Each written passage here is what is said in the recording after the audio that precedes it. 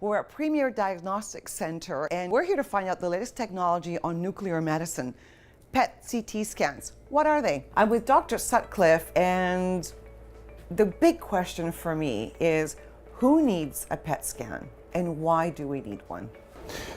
What we create here is a combined PET CT image, and that's an image of the disease that the person is suffering from. But what the PET CT does is it gives you two reflections of the image. One, the standard anatomical image that you're used to seeing on an X-ray or a CT scan, but the PET scan, which is an novel piece, is telling you about the function. It's telling you what's going on in that space that you see on the anatomical image. It's marrying the two, and it's telling you you're looking at the disease process, you know where it is, you know its distribution, and you know what it's doing. And why would I come here to see you?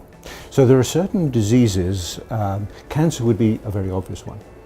When a person has a diagnosis of cancer, important questions are, so what type of cancer is it? That's usually the biopsy or the surgery, something of that nature. And then there's the question, where is it? Now we know where the person is complaining of the problem, we've seen it on X-ray. What we want to know is where else is it that we don't know about, because that's going to influence our management plan. But then we can go one step further, because with a disease like cancer, we know where it is at the start, we can see its activity, we know what it's doing. After the treatment, we can ask that same question and say, so has it gone away? Has it stopped doing what it's doing, and can the person expect, therefore, a good outcome after the PET CT? So this is a part of the critical path on treatment.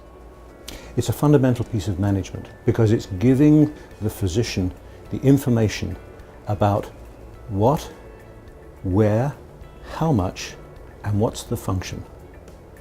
So this is very serious medicine. Technology. It's great technology because the PET has gone beyond all our concepts of anatomical imaging and space. That's the history of our medicine. What PET is doing is saying, I'm now going to tell you about function. I'm going to tell you what's going on in that space, and I'm going to tell you whether it goes away or not when you treat it. And who would need, who are the patients, or who are the people that come here? So I think we're pretty well established now. For people who have cancer, PET CT is an important part of the evaluation because it leads you to make management decisions that are to the benefit of the individual. We're just starting to find out that there are other diseases where PET CT is going to be important. The big one is going to be neurological diseases, particularly Alzheimer's diseases and degenerative diseases like Parkinson's disease, multiple sclerosis, etc. We're just opening the door on those diseases now, and PET CT is going to give us that information. What is it? Where is it? What's the distribution of it? What's going on in the lesion? My thinking is that when you get to the point where those doors will open, you will have a lineup, the block long, for people wanting to be assessed in that regard. Now, you need a doctor's note to come and get this done? You do need a doctor's note because you're dealing with expensive technology, you're dealing with radioisotopes, you're dealing with X-rays. So you want to make sure you're doing this for the right reasons, that the person's going to benefit from these technologies. So yes, you need a doctor's referral. And your point, yes, there is going to be a big demand for this.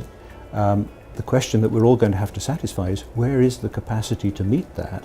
And here at Premier, we're one part of that solution, as well as the public solution through our public hospitals. You walk through the door, you get scanned. How long is the window between your first step and your last here?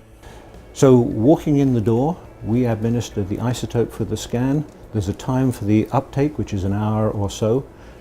Person then goes through to the machine. The scan takes place over the period of 45 minutes or so, and that's basically it done.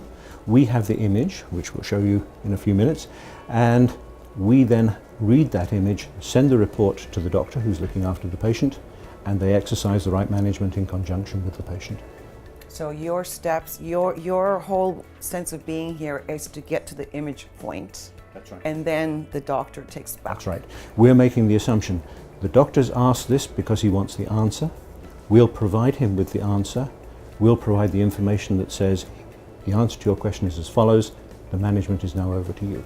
And And who would come to Premier Diagnostic Center as opposed to waiting, I guess, for the public PET scans? So the public system is available at the moment for cancer. Cancer is an enormous demand on PET-CT. Because there is limited capacity, there is a waiting time. There's also a triaging system. Who's right, who can be accepted for this? So what Premier is doing is offering you another alternative option that's still within the medical system of quality care, diagnosis, etc. But it's saying we're providing other capacity than the public system.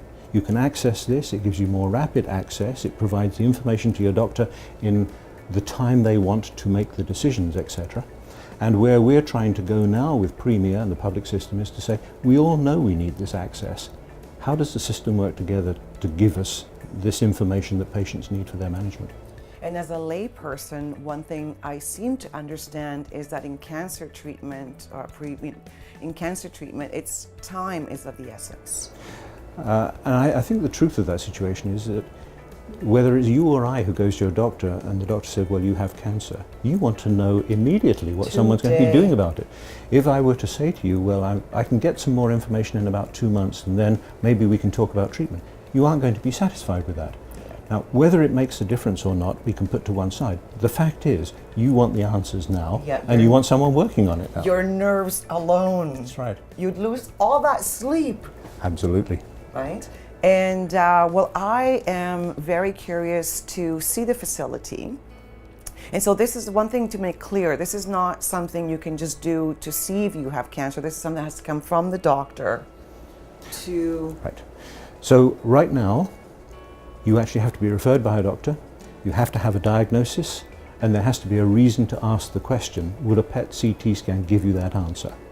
Now, it is quite conceivable that the evolution of PET-CT is going to be into the area where, are you at high risk for a disease? Can we see it before you've actually got it?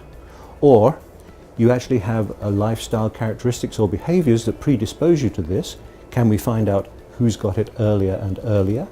So I think there's going to be an evolution of this as capacity becomes available, as cost becomes more acceptable to the system, whereby we can ask a broader question than purely, so you've got the disease, what do we want to know about it? Premier Diagnostic Center offers rapid and private access for critical answers to patients and their physicians. We inject a patient with radioactive sugar called fluorodeoxyglucose, which accumulates on tumors. Where those accumulations are shows up on our imaging system. So here we have the CT scan, anatomical detail.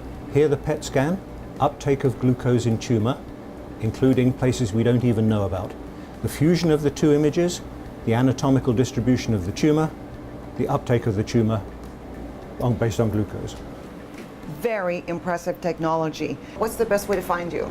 You and your doctor should contact us at petscan.ca.